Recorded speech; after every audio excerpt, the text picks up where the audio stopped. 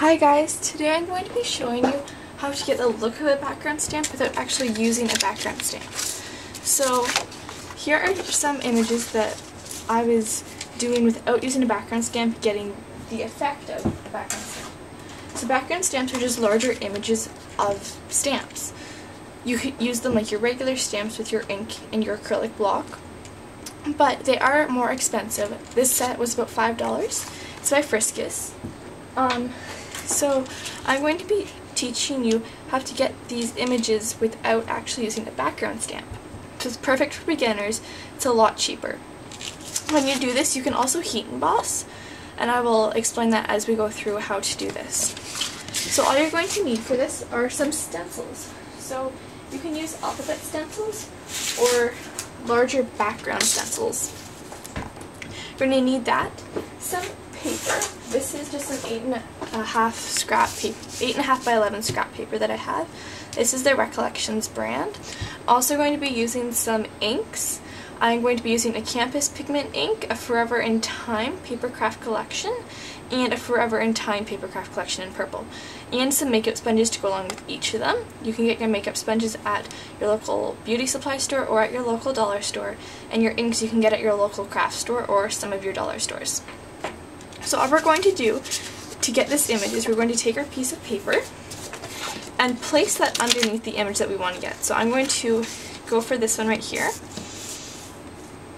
Now if you wish, you can take some masking tape and stick the outer area down so that you don't get any ink in unwanted areas on your paper. So I'm going to do some purple on top. And you can either take this and do your ink pad right on top of it, or you can use your makeup sponge, pick some up with it, and sponge it down. I find that I get a more direct look with this. If you use your ink pad right on top, you do risk damaging it because you can pick it on little edges on your stamp.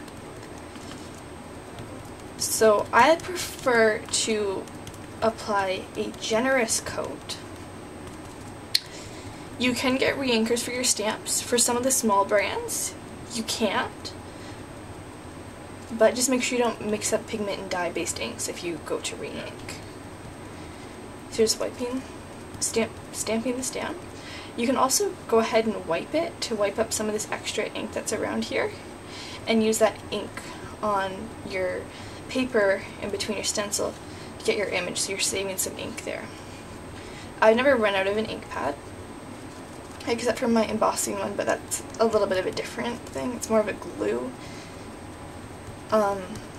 So yeah, just making sure that this is well covered in. I like the way it's all covered.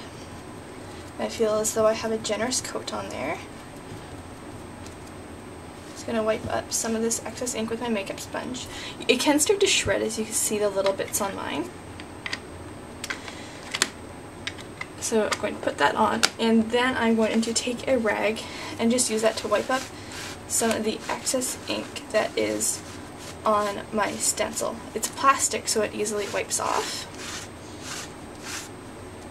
And then remove your masking tape, just pulling it back on, back on itself. So removing, and when we lift off our stencil, we get this beautiful image underneath. I'm going to lift this up so that you can see it.